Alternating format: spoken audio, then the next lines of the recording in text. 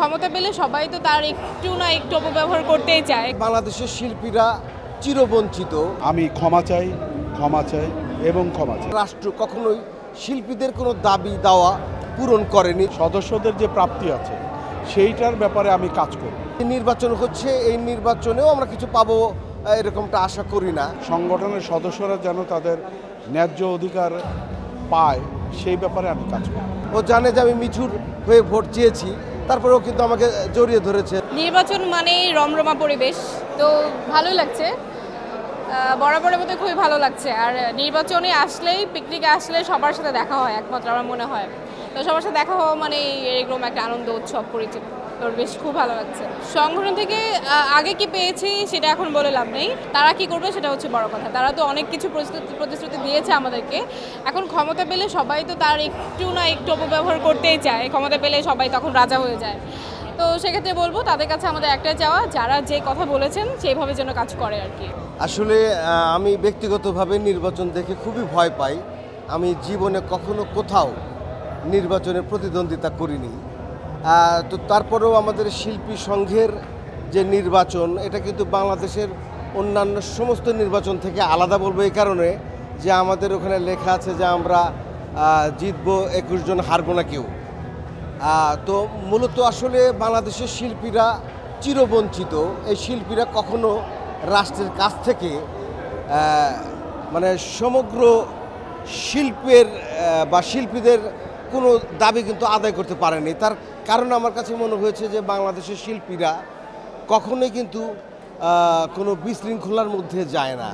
শিল্পীরা গাড়ি ভাঙতে পারে না, শিল্পীরা মিছিল মিটিং নিয়ে জ্বালাপোড়া করতে পারে না, যে কারণে রাষ্ট্র কখনোই শিল্পীদের কোনো দাবি দাওয়া পূরণ করেনি। যদি করে থাকে কোনো শিল্পীকে ব্যক্তিগতভাবে তার পরিচিতির কারণে, কিন্তু এভারেজ সমস্ত শিল্পীদের কল্যাণে আমরা তেমন কিছু রাষ্ট্রের কাছ থেকে কখনো পাইনি। এই যে নির্বাচন হচ্ছে, এই নির্বাচনেও আমরা কিছু পাবো এরকমটা আশা করি না।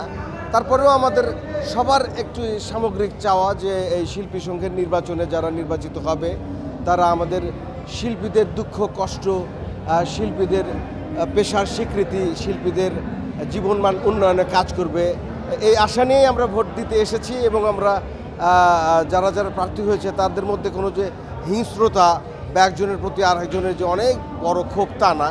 যেমন আমি আমার বন্ধু মিঠু সাংগঠনিক সম্পাদকে দাঁড়িয়েছে, তার পাশাপাশি আরেক বন্ধু হিমে হাফিজ দাঁড়িয়েছে।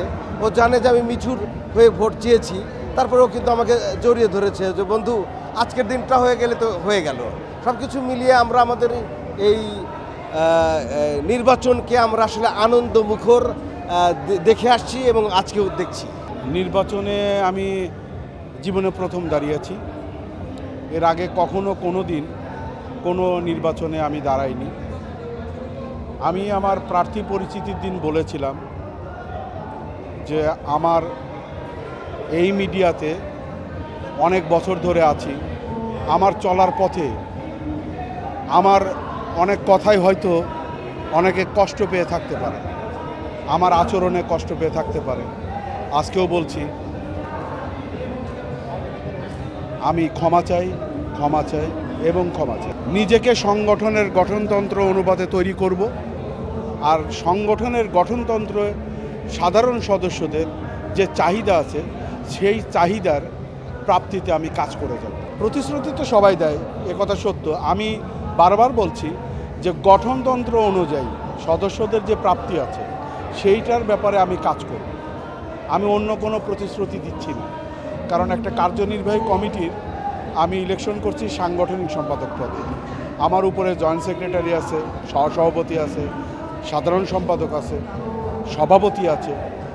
আসলে সবার সাথে আলোচনা করে একটা পূর্ণাঙ্গ কমিটি আছে, তাদের সাথে আলাপ আলোচনা করে সংগঠনের সদস্যরা যেন তাদের ন্যায্য অধিকার পায় সেই ব্যাপারে আমি কাজ করব।